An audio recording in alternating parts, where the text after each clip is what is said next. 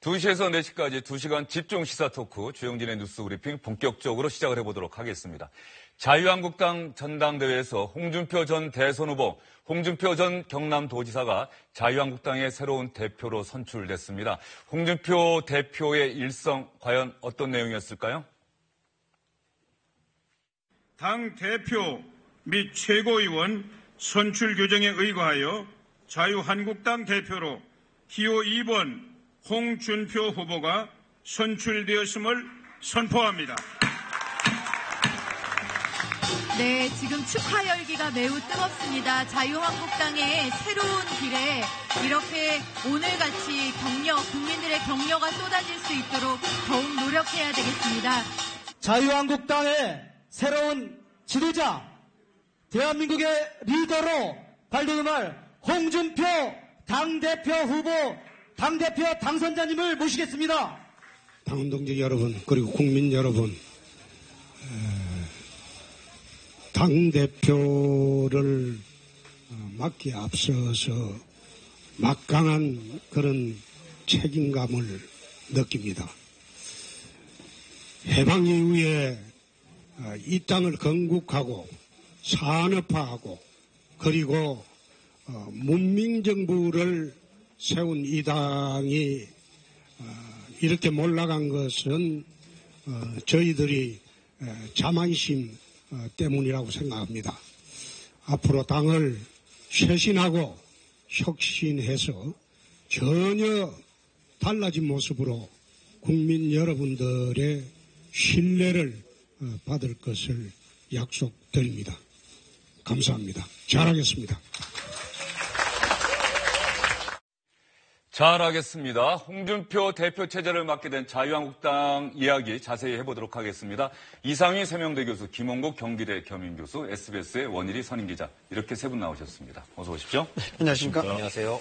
기본적으로 대선이 끝나고 아직 2달이 채 안 됐는데 대선에서 패배한 후보가 당대표가 됐다. 이것도 전례를 찾아보기 어려운 일인 것 같습니다.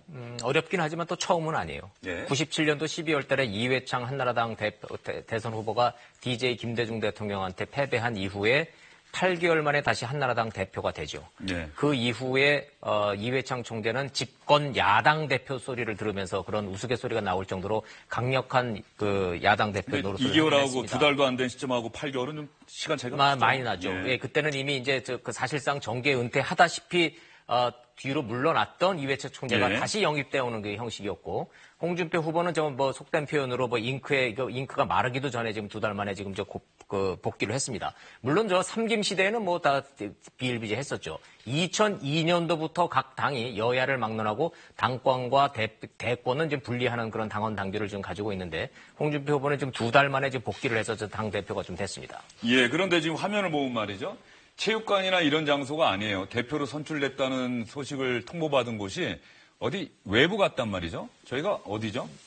남양주시죠. 남양주시에 있는 저 감자 농원의 농장에서 예. 지금 그 자원봉사 형식으로 된 거고, 사연은 이렇습니다. 원래 전당대회를 하면은 체육관을 빌려서 하거든요. 그렇죠. 체육관을 빌려서 하면 예산이 한 2억에서 3억 정도 들어갑니다. 자유한국당은 오늘 그 절약한 그 3억 원 정도, 2억 원에서 3억 원 정도의 그 비용을 지금 저 각 지역에다가 기부를 하겠다. 지금 이렇게 지금 이벤트성으로 오늘 전당대회를 진행을 했습니다. 예, 그러면서 이원 중계를 했다. 그런 내용인 것 같고요. 뭐 홍준표 새 자유한국당 대표도 붉은색 점퍼를 입고 뭐 경기도 남양주의 감자 농장에서 봉사활동을 했다. 감자를 캔 거겠죠? 그렇습니다. 예. 어떻게 보셨습니까?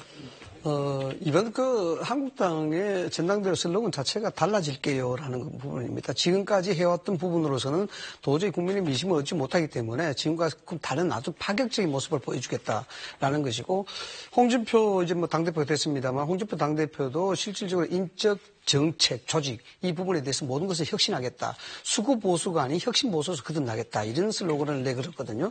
그런 차원에서 이제 이원 중계 저런 부분들은 사실상 뭐 지금까지 정치권에서 보기 힘든 그런 장면을 볼 수가 있습니다.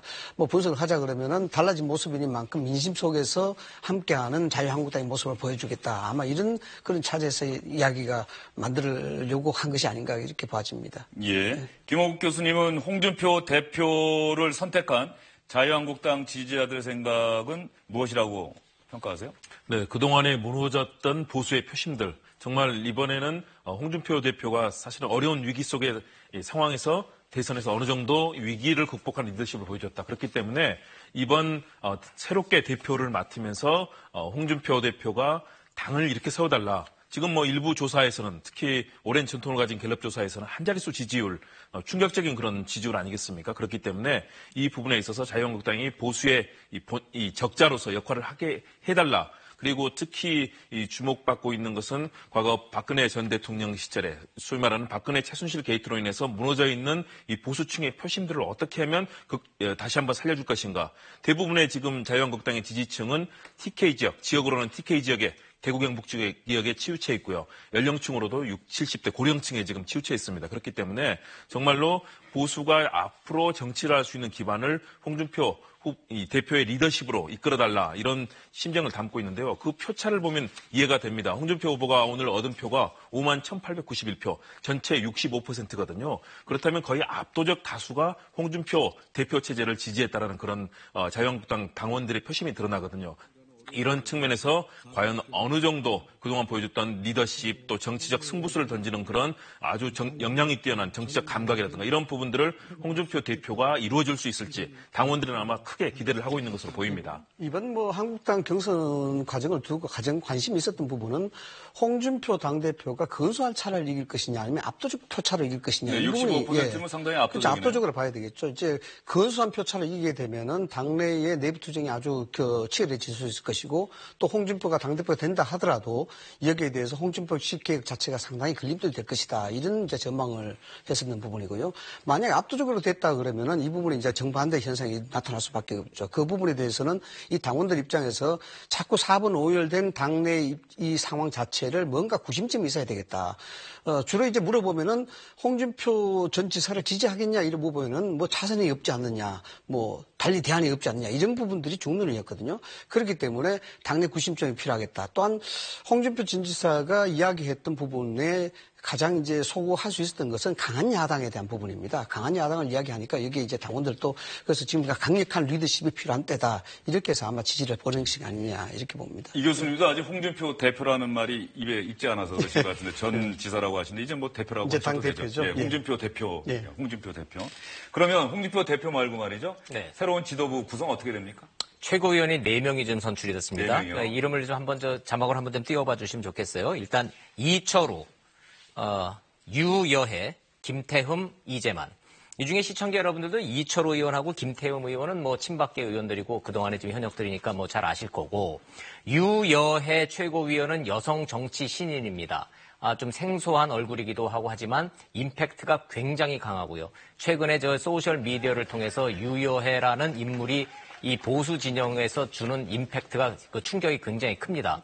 최근에 보셨는지 모르겠지만은 그 연설을 하면서 신발 벗고 내가 열심히 뛰어보겠다 하면서 막 그 이 하이힐을 벗어 던지고 맨발로 그 아주 강력하게 연설을 하는 모습이 화제가 되기도 했었습니다.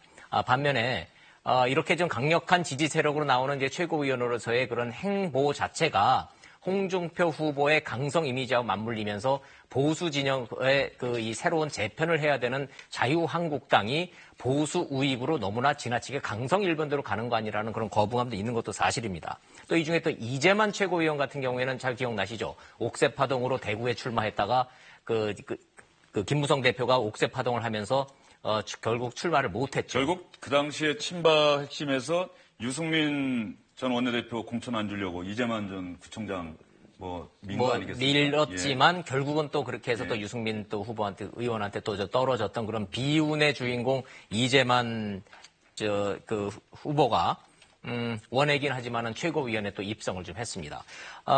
청년 최고위원회 또 이재영 후보가 또 좀 됐어요. 전 의원이죠? 전 의원입니다. 이것도 역시 원외예요. 원외인데 과거 도영심 의원의 아들로 좀 알려져 있고. 그렇게 해서 좀 청년 최고위원회 이재영 후보가 됐는데 제가 저 인물들을 하나하나를 지금 이렇게 말씀드리는 이유가 지금 홍준표 신임 당대표를 옹위해서 같이 끌고 갈 그 지도부의 면면을 놓고 보면 앞으로 자유한국당의 노선과 방향성이 어디로 가겠구나 예측이 가능하다는 거예요. 강성 야당, 강한 야당, 보수의 새로운 결집 이런 걸 캐치프레이에서 내걸고 있는 홍준표 후보가 달라질게요 하지만 그 달라지는 그 방향 자체가 어느 방향으로 가는지 예측이 가능하다는 얘기입니다. 예. 그런데 말이죠. 지금 지도부 구성을 보면 원래 이성원 전 의원이 홍준표 대표와 가깝기 때문에 좀 도움을 받아서 지도부에 입성하지 않겠느냐 이런 전망이 많았는데 이재만 전 구청장이 치고 올라와서 최고위원 한 자리를 차고 앉았다. 네. 친박 세력의 뭐 조직적인 지원이나 도움이 있지 않았겠냐 이런 평가가 가능할 것 같은데 굉장히 어떻습니까? 만만치가 않았죠. 뭐 이성은 전 의원 같은 경우에도 뭐 친박계로 분류한 그런 사람이었습니다만은 최근에 이제 홍준표 당대표의 지원을 받고 있다 이런 얘기가 뭐 굉장히 회자가 됐었죠.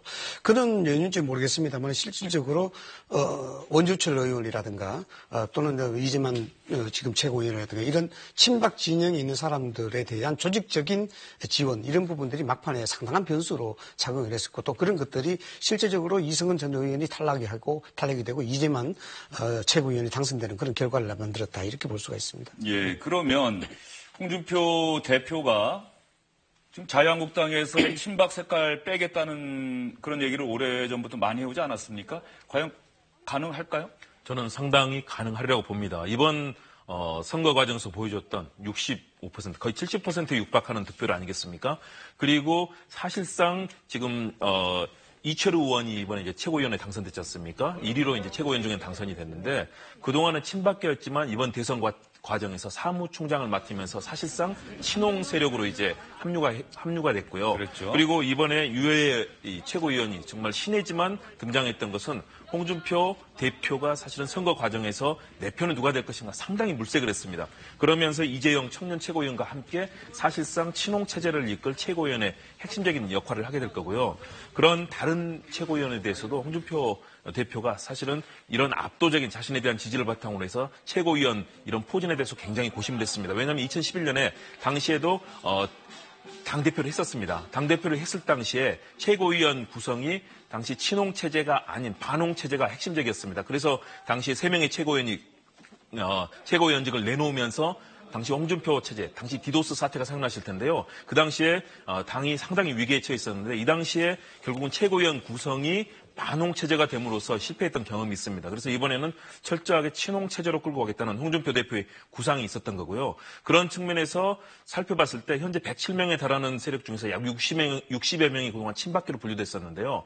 이번 대선 과정에서 상당수의 친박 초선 의원들이 홍준표 체제로 많이 친홍 체제로 사실은 이 귀순하는 그런 모습들을 볼 수 있었습니다. 그렇다면 상당 부분 친박계의 흐름들은 약해지고 특히 박근혜 전 대통령의 계속 재판이 이어지고 친박계의 그런 흐름들이 약화가 되면서 결국은 지금 자유한국당이 상당 부분 친박의 탈색과 함께 친홍체제로 상당히 전이하는 과정이 있다. 만일의 경우 여기서 홍준표 대표가 리더십을 발휘해서 당의 흐름을 강하게 끌고 간다면 사실은 이번에는 홍준표 체제로 이 자리를 잡을 가능성이 상당히 크다는 점에서 앞으로 홍준표 대표의 리더십이 상당히 주목을 받는 상황이라고 볼 수 있겠습니다. 네, 김홍국 교수는 그렇게 평가하시고요. 이상희 교수님 생각 어떻습니까? 원 기자께서도 한번 지적을 하셨습니다만 2달 만에 대선이 끝난 지 2달 만에 바로 당대표로 나간 것이 굉장히 이례적이지 않습니까? 이 부분에 대해서 이제 상당히 이제 재밌는 부분이죠. 왜 그랬을까라는 부분인데 2달 만에 나갔다는 것은 소위 말하자 그러면 새가 달구어졌을 때 홈이라도 만들어야 되겠다는 그런 어떤 목표가 분명히 있는 것입니다. 뭐냐 그러면 첫 번째로 홍준표 당대표 같은 경우는 당의 팬덤 세력이 없거든요. 지원 우구 세력이 없습니다. 이런 점에서 빨리 우구를 만들어야 되겠다. 지금 대권이 끝난 직후 지지도가 유지될 때 뭔가 팬덤을 만들어야 되겠다는 그런 생각이 있는 부분이고요. 그다음에 만약에 지자체 내년 1년 후에 지자체 선거가 선거로 끝나든지 실패로 끝나든지 그 후에 당권을 잡을 가능성이 있겠느냐에 대한 부분에 대해서 물음표가 크다는 것이죠. 그런 측면에서 본다 그러면은 홍준표 당대표 입장에서는 지금 빨리 최고위원 진영을 자기 진영을 빨리 만들어야 되겠고 그걸 동력으로 해서 당내에 홍준표의 당이라는 부분들을 브랜드로 각인화시키는 그런 작업들이 절대로 필요하다. 지금 그 작업을 하기 위해서는 가장 중요한 것이 강력한 내부 투쟁을 통해서 할 수밖에 없다라는 것입니다. 이런 친박 진영에 대한 부분들을 소위 힘의 논리로 제압하지 못하면은 홍준표 지사의 당대표의 입장은 당내 세력화되기가 굉장히 힘들어지지 않겠느냐. 그런 측면에서 앞으로 예견될 수 있는 것들이 강력한 당내 투쟁이 충분히 예상이 될 수가 있다. 저도 그 부분에 동의하는데 그 친박계 60명에 달하는 친박 친박계 의원들의 집단적으로 홍준표 체제로 가서 친홍 체제로 편입된다는 보장은 현재로서는 없어 보여요. 물론 지금 이철호 의원이라든지 김태웅 의원 같은 김태웅 의원의 대표적인 친박계 의원이었었어요. 그런데 최근에 그 발언을 놓고 보면 내가 언제 친박이었느냐. 나는 나라와 정부를 위해서 정부 여당을 위해서 도와주기 위해서 열심히 했는데 나를 친박으로 부르더라. 그 내가 무슨 친박이냐 이런 말을 했단 말이죠. 그 얘기는 친박이고 친홍이고 간에 여당을 위해서 내가 열심히 일하겠다라고 해서 사실상 몇몇들은 지금 홍준표 체제로 편입됐다는 움직임이 분명히 있기는 하죠. 그러나 이 지금 전당대회를 외면하고 있는 친박 세력은 현실적으로 존재하고 있는 것이고 이 세력들은 내년도 지방선거를 위해서 자리 다툼을 놓고 치열한 내부 투쟁을 벌일 확률이 굉장히 높죠. 홍준표 후보는 두 가지 이제 숙제가 좀 남아있는데 내부적으로는 이 친박계 세력들을 어떻게 하면 친홍 세력으로 재편해서 이걸 끌고 가느냐 문제하고 외부적으로는 지금 바닥으로 깔려져 있는 당 지지도를 지금 어떻게 올려가느냐. 지금 최근 여론조사를 놓고 보면 한 15% 정도 유지하고 있다고는 하지만 사실상 이 당 지지도를 가지고는 과거 이회창 총재가 했었던 강력한 야당 대표로 군림하기는 좀 어렵죠. 이 두 가지 숙제를 이제 홍준표 후보가 어떻게 해결해 나갈지 좀 지켜볼 문제입니다. 네, 홍준표 자유한국당 새로운 대표가 오후 3시에 기자회견 한다고 하니까요. 기자회견에서 또 어떤 얘기할지도 관심 있게 지켜봐야 될 것 같습니다. 그리고 바른정당도 이해운 의원을 새로운 대표로 선출하지 않았습니까? 바른정당과 자유한국당의 보수 적자 경쟁. 이 부분도 보수 성향이라고 스스로 생각하시는 시청자 여러분들이 앞으로 관심을 갖고 지켜보셔야 될 대목일 것 같습니다. 저희는 다음 소식으로 넘어가 보도록 하겠습니다. 국민의당이 오늘 자체적인 조사 결과 발표했습니다. 국민의당 김관영 의원이 조사 단장을 맡아서 그동안 여러 사람을 조사해온 결과를 오늘 오전 11시에 직접 브리핑을 했습니다. 이유미 씨의 단독 범행이다. 안철수 전 대표나 박지원 전 대표, 안철수 전 대선 후보는 전혀 몰랐다. 오늘 검찰에 소환된 이준서 전 최고위원도 당시에는 전혀 조작 사실을 몰랐다. 이렇게 발표했습니다. 이번 사건에 대한 진상조사는 크게 두 가지 방향에서 진행됐습니다. 첫째는 이 씨의 증거 조작에 대해서 당내외 인사의 직간접적인 조작 지시 및 공모가 있었는지의 여부입니다. 두 번째는 당시 대선 캠프의 제보 자료에 대한 검증이 부실하지 않았는지 여부입니다. 다만 이유미에 대한 진술을 확보하지 못한 관계로 이 부분에 대한 명확한 진실은 검찰이 철저한 조사를 통해 밝혀야 할 것으로 생각됩니다. 안철수 전 대표의 관련 여부입니다. 5월 5일 해당 보고가 나가기 전까지 당내위에서 관련 내용을 안 전 대표에게 이 건과 관련해 보고한 적은 없는 것으로 진술되고 있습니다. 증거 조작과 관련해 당의 직접적인 개입이 있었는지 여부에 관한 종합적인 결론은 이유미의 단독 범행으로 잠정 결론 짓고 다만 그 이후에 5월 8일경에 이준서가 알았는지의 여부에 대해서는 검찰 조사를 통해서 밝혀질 것으로 판단됩니다. 그 외에 박지원 전 대표나 안철수 대표가 이 사건에 관여하였거나 인지하였거나 조작된 사실을 인지하였다라고 보여줄 만한 어떠한 증거도 진술도 발견하지 못했습니다. 김관영 의원 얘기 중에는 마지막 대목이요. 안철수 대표가 이 사건에 관여하였거나 인지하였거나 조작된 사실을 인지하였다고 보일 만한 어떤 증거도 진술도 발견하지 못했다. 이 부분에 좀 핵심이 있는 것 같은데 그러면 김관영 의원의 자체 조사 결과 발표 들어보셨습니다. 이준서 전 최고위원이 오늘 서울 남부지검이 지금 현재 수사하고 있지 않습니까? 서울 남부지검에 출석하면서 기자들 질문에 다 대답했습니다. 이준서 전 최고위원의 말도 김관영 의원의 오늘 조사 결과 발표 내용과 크게 다르지 않은 것 같습니다. 사실 언제 아셨습니까? 25일 날 알았습니다.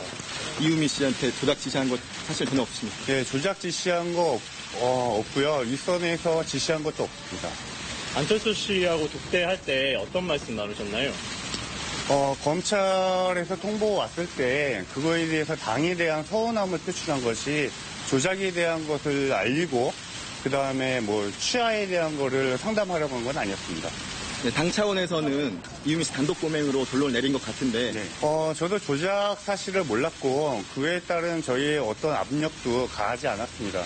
그거를 밝히려고 오늘 이 자리에 온 거고요. 당 윗선에 조작 사실을 언제쯤 알리신 겁니까? 정확하게. 저는 알린 게 아니라 이용주 의원님을 통해서 알게 됐습니다.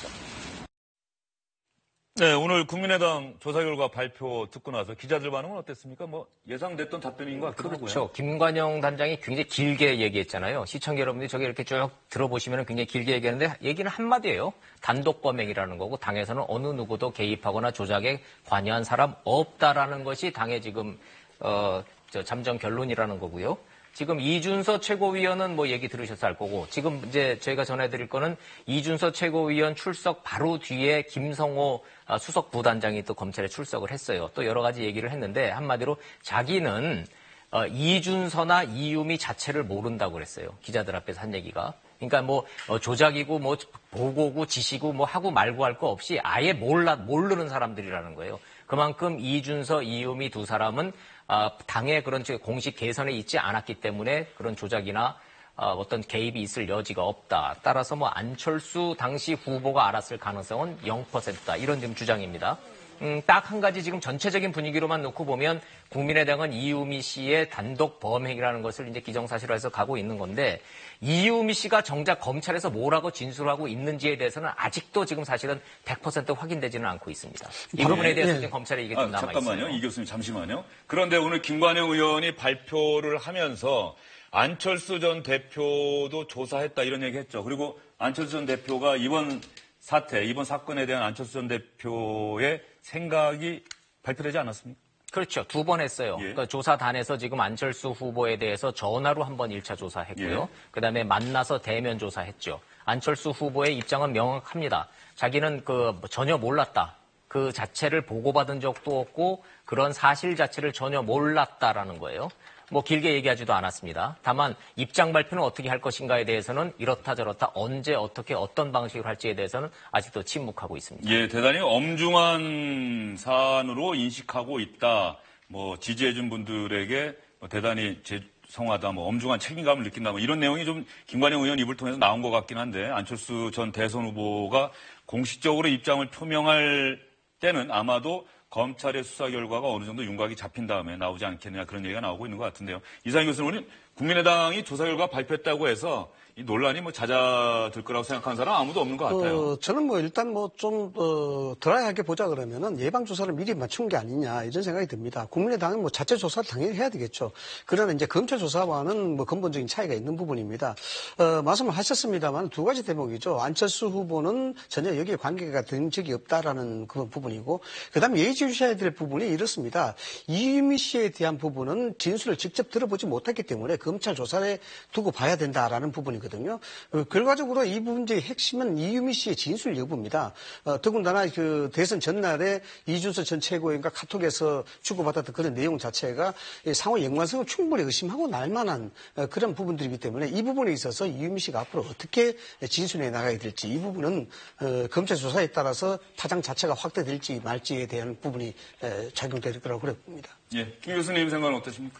저도 일단은 정확한 팩트가 중요하다. 그런데 그 팩트의 과정 중에서 이유미 씨의 입장이 지금 빠져 있거든요. 그동안 나왔던 여러 가지 뭐 카톡을 보냈거나 아니면 안철수 전 대표에게 보냈던 메시지라든가 이런 내용은 나와 있지만 과연 이 사안에서 이유미 씨가 어느 선과 접촉해서 어떤 보고를 했었는지 그 부분이 빠져 있는 상태에서 국민의당이 진상조사단을 통해서 여러 가지 안철수 전 후보까지도 조사를 했었거든요. 그런 측면에서는 광범위한 조사가 이루어졌지만 사실은 검찰의 수사는 또 포인트가 분명히 다를 수 있거든요. 당에서는 이 부분에 대해서 당 관계자와 모든 부분을 명확하게 밝히려고 했지만 검찰 조사에서는 또 다른 그런 포인트들이 나올 수 있기 때문에, 그리고 당 관계자에서 어쨌든 공명선거단에서 당시에 이와 관련된 제보에 대한 것들이 공식적으로 발표가 됐었고, 그렇다면 어느 선까지 이 사안들이 보고가 됐었고 인지를 하고 있었는지 그리고 과연 선대 이외의 중요한 인물들이 이 부분을 어느 정도 인지했는지는 결국은 또 검찰 수사와 당시의 기록들을 토대로 나올 것이기 때문에 저는 오늘까지의 상황에서는 국민의당의 자체 조사를 일단은 어느 정도 인정할 수밖에 없지만 그러나 검찰 조사가 나왔을 때는 조금 더 다를 수 있다. 그런 측면에서 검찰 조사가 결국은 이 부분에 대한 판단을 내려줄 중요한 시금석이 될 거라고 판단하고 있습니다. 김관영 의원이 조사 결과 발표하면서 그런 얘기했습니다. 입이 1000개라도 할 말이 없다. 정치적으로 책임질 사람은 반드시 져야 한다. 그리고 무엇보다 검찰의 수사 결과 발표 내용이 지금 우리가 발표한 내용과 달랐을 때 후폭풍이 걱정된다. 이런 얘기도 했습니다. 지금 청와대에서 아마 브리핑이 좀 있는 것 같은데요. 청와대에서 브리핑이 만약에 있게 되면 여러분 또 청와대 연결해서 여러분께 자세히 전해드리도록 하겠습니다. 여기서 또 한 가지 궁금한 대목이 있어요. 네. 국민의당 안에서 이럴 바에 국민의당 떠나서 민주당으로 갈까? 이런 움직임이 실제로 있습니까? 말은 나오고 있죠. 그러나 당신 그렇게 생각하냐고 직접적으로 물어보면 나는 그러겠다는 사람은 지금 현재로서는 없죠. 지금 상황에서 지금 움직이거나 당에서 이런 거취 문제를 놓고서는 지금 섣불리 나서는 사람은 지금 현재 없습니다. 다만 심리적으로 국민의당이 이런 일을 겪고 다 나중에 지금 내년 지방선거까지 과연 완주가 가능할 거에 대한 의구심이 높아지고 그런 어떤 이 원심력이 커진 거는 분명한 사실로 보입니다. 눈에 보이는 정황은 현재로선 발견되지 않고 있습니다. 눈에 보이는 정황은 없다. 그런데 지금 국민의당이 호남 지역에서도 여론조사 결과로 다는 아닙니다만 자유한국당보다도 떨어졌다. 이런 여론조사 결과가 나왔으면 맨 꼴찌예요. 대단히 위기 상황인 건 분명해 보여요. 정치적 근간이자 정치적 충성도가 가장 높아야 되는 호남에서 자유한국당보다도 지금 당 지지도가 안 나온다는 거는 어떤 것을 의미하는지 정치적으로 국민의당 의원들 한 명 한 명들 원외위원장들의 한 명 한 명의 위기감은 바깥에서 지금 보도를 해드리는 지금 언론에서 보는 것보다 훨씬 더 심각한 건 사실입니다. 저는 이 부분에 있어서 이제 안철수 전 후보가 이 사건에 대해서 어떤 메시지를 내느냐에 따라서 상당히 파장이 충분히 가늠할 수 있지 않나 이렇게 봅니다. 지금 안철수 후보는 이 사건에 대해서 엄중하게 느끼고 있지만은 두 가지 아니겠습니까? 시기적으로 메시지를 어떻게 언제 내야 될 부분인가. 그리고 낸다 그러면 정치적으로 어떤 메시지를 선택해야 될 것인가에 대한 부분인데 뭐 시기적으로야 방금 지적을 하셨습니다만은 검찰 수사라든가 어느 정도 진행된 상태를 보고 내는 것이 시기적으로 유리하겠죠. 자칫 내다 보면은 메시지의 파급력도 약해질 뿐더러 여기에 자칫하면 빌미를 줄 수 있는 그런 소환 빌미를 줄 수 있기 때문에 그렇습니다. 그러나 이제 정치적 선택에서 어떤 메시지를 택할 것인가의 부분은 그 부분도 실질적으로 뭐 은퇴라든가 또 아니면 이선에 대한 후퇴라든가 이런 것도 짐작할 수 있겠습니다만 여기에 정면 돌파라는 부분도 간과할 수 있는 부분이거든요. 그래서 국민의당이 상당히 좌초적 위기에 있지만은 당에 그래도 나름대로 오너십을 갖고 있는 안철수 후보가 이 사건에 대해서 정면 돌파수를 던진다든가 이렇게 된다 그러면은 통합이라든가 또 연대에 대한 부분들은 자칫 또 뒤선을 물리날 그런 가능성도 충분히 있다라고 보는 겁니다. 그런 면에서 보면 국민의당도 창당 이후에 끊임없이 어떤 의혹이나 이런 한가운데 있는 것 같아요. 홍보비 리베이트 의혹, 무죄 판결 받아서 한숨 돌리나 했더니 바로 이번 사건이 또 터졌고요. 그러면 국민의당 내부에서 이른바 친안철수 세력과 뭐 이른바 비안철수 세력, 이 두 세력의 알력, 갈등 이런 것들을 통해서 국민의당이 뭐 분당된다거나 일부 비안 세력 의원들이 뭐 탈당을 결행한다거나 뭐 이런 내용들이 지금 언론에 꾸준히 보도가 되고 있거든요. 저는 쉽게 과시화되기는 어려울 거라고 봅니다. 그러나 그런 불안감은 분명히 있습니다. 왜냐하면 지지율 측면에서 그렇고요. 호남 지역에서 더불어민주당 문재인 대통령의 사실은 초기에 탈권위 소통 행보에서 호남 지역에서 문재인 대통령과 더불어민주당에 대한 지지율은 상당히 높은 상황이고요. 또 이런 말씀하셨던 것처럼 초기에 리베이트 의혹이라든가 또는 이번 사안으로 인해서 국민들의 시선이 상당히 따가워진 것도 사실입니다. 그렇기 때문에 여러 가지 원심력과 불안감은 작용을 하고 있는데 그렇다고 해서 다른 정당과의 색깔은 또 상당히 다른 측면이 있거든요. 이념적인 측면 그리고 정치적 행보의 측면도 사실은 거기 가서 생존하기는 국민의당 의원들의 생존은 어렵습니다. 또 그렇다고 해서 더불어민주당과의 그런 결합도 역시 지금은 어려운 부분입니다. 더군다나 다선 의원들이 중심이 되어 있는 국민의당 의원들이 쉽게 더불어민주당과 같이 하기는 어려운 측면이고요. 그렇기 때문에 현실적인 측면에서의 선택은 상당히 어려운 부분인데 그러나 지금의 위기감에 따른 원심력은 상당히 작용하고 있다.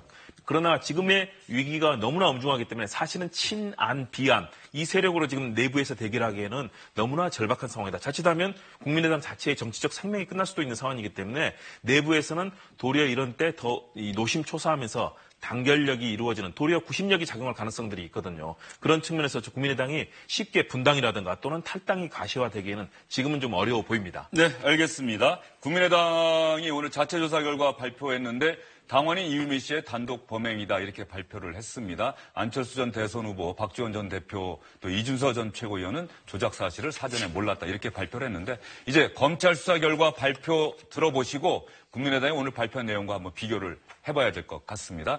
인사청문회 소식으로 한번 넘어가 보도록 할까요? 김상곤, 송영무, 또 조대엽 이렇게 3명의 장관 후보자에 대한 인사청문 보고서 채택 시한이 오늘로 끝이 납니다. 그런데 국민의당이 김상곤 교육부 장관 후보자는 부적격이라는 의견만 채택해 준다면은 인사청문 보고서 채택에 동의하겠다라고 해서 여당과 청와대가 좀 한숨 더는 듯한 표정입니다. 그러나 조대엽, 송영무 장관 후보자에 대해서는 야당들이 전부 반대를 하고 있기 때문에 인사청문 보고서 채택이 쉽지 않을 것 같습니다. 그러면 저희가 김상곤 후보자와 송영무 후보자의 인사청문회 내용은 여러분께 전해드렸는데 조대엽 고용노동부 장관 후보자에 대한 인사청문회 내용은 여러분께 전해드리질 못했습니다. 그래서 저희가 한번 따로 영상을 준비를 해봤습니다. 조대엽 고용노동부 장관 후보자 음주운전 전력 사회이사 겸직 문제, 사회이사로 일하던 업체가 임금 체불했던 업체다. 이런 의혹들에 대해서 과연 국회의원들의 질문에 어떻게 대답했는지 시청자 여러분 직접 눈으로 확인해 보시죠. 청문회를 준비하는 과정에서 제 신상과 관련되어 제기된 문제에 대해서는 경위를 떠나서 송구스럽게 생각합니다. 후보자는 장관은커녕 교수자도 없습니다. 고려대학교 수치예요. 한국 여론방송에 사회이사로 등재되었다는 것을 이번에 알게 되었다고 그랬어요. 맞습니까? 틀립니까? 예, 이번에 알게 됐습니다. 참 기가 막힙니다. 더 이상 청문회를 할 필요가 있을까 모르겠어요. 하긴 했지만은 운영에 관여한 적은 없다. 이렇게 말한 적이 있습니까? 제가 일체의 경영에 관여한 적이 없고요. 또 일체의 수익도 제가 얻은 바가 없습니다. 제가 두 차례에 걸쳐서 인감을 건네주고 소홀히 한 부분들은 지금 많은 반성을 하고 있습니다만은 사회이사로 등재되었다는 사실을 제게 확인시켜 준 바가 없었고요. 현직 대학 교수가 영업을 목적으로 하는 주식회사에 발개인할 수 있어요, 없어요? 예수냐 노냐 그걸 얘기해요. 그 규정은 당시에는 사실 제가 몰랐었습니다. 그거 모르면 대학 교수 자격 있어요, 없어요? 얘기를 해봐요. 전적으로 세심하게 살피지 못한 부분은 제가 불찰이라고 할 수 있습니다. 너무 해지면서 더 이상 뭘 해야 될지 모르겠어. 너무 창피해, 이거. 연예인도 공인이라는 이유로 음주운전이 적발이 되면 프로그램에 하차를 하고 자숙의 시간을 갖기도 합니다. 음주운전 범죄로 후보자께서 겪은 이런 불이익은 무엇이었습니까? 다시 한번 말씀드립니다만은 음주운전에 대해서는 이유야를 막론하고 제가 살아오면서 겪었던 가장 큰 실수라고 생각을 합니다. 지금 이 자리에서 일어나서 국민들한테 음주운전에 대해서 잘못했습니다 하고 사과하고 제 질의 받으실 수 있습니까? 먼저? 네, 그렇게 하겠습니다. 제가 교수로서 음주운전한 사실에 대해서는 국민 여러분께 진정한 마음으로 사죄드립니다. 감사합니다.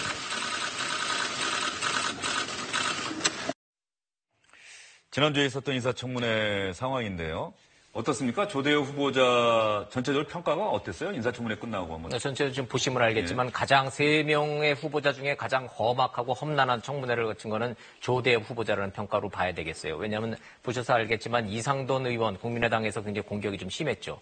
왜냐하면 국민의당에서 기본적으로 이 비리 3종 세트라고 규정했던 이 3명 중에 1명 정도는 지금 낙마시키겠다는 의지가 굉장히 강했습니다. 물론 이제 주말을 거치고 한미 정상회담 거치면서 기류가 조금 바뀌기는 좀 했어요.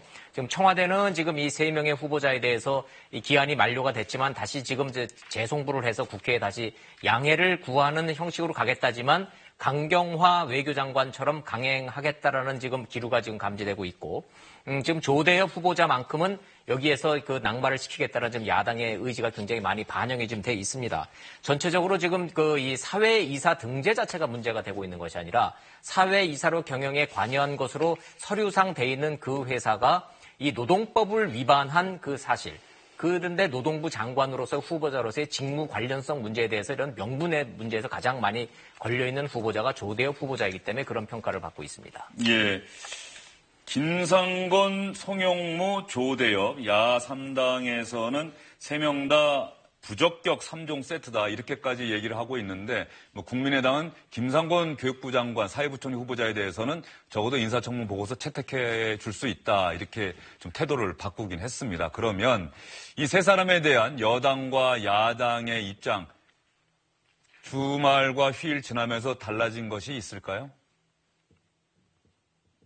야당 일각에서는 추경안과 인사청문회를 연계하고 심지어는 대선 공작 사건까지 연계하려는 움직임도 있습니다. 야당이 정말 이래야 하겠습니까? 야당의 적극적이고 전향적인 협조를 거듭 호소드립니다. 문 대통령이 이들 세 사람에 대한 임명을 강행한다면 국내 정치 파탄은 물론이고 장기간의 전국 파행은 불가피하다는 것을 분명하게 말씀드리고 경고드립니다. 3명의 후보자는 기본적인 도덕성은 물론이고 자질과 역량 그 어느 것 하나 국민 민목표를 채워주지 못했습니다. 가히 역대급 부적격 트리오라 할 수 있습니다. 청문 경과 보고서 채택을 요구할 것이 아니라 오늘 세 사람 모두 깨끗하게 정리해 주기를 바랍니다. 조대엽 후보자는 청문 과정을 통해 부실 인사라는 점이 드러나 적격 판단을 내리기가 어렵습니다. 후보자를 새롭게 추천해 주실 것을 요청드립니다. 네, 정의당 반응까지 여러분께 들려드렸습니다.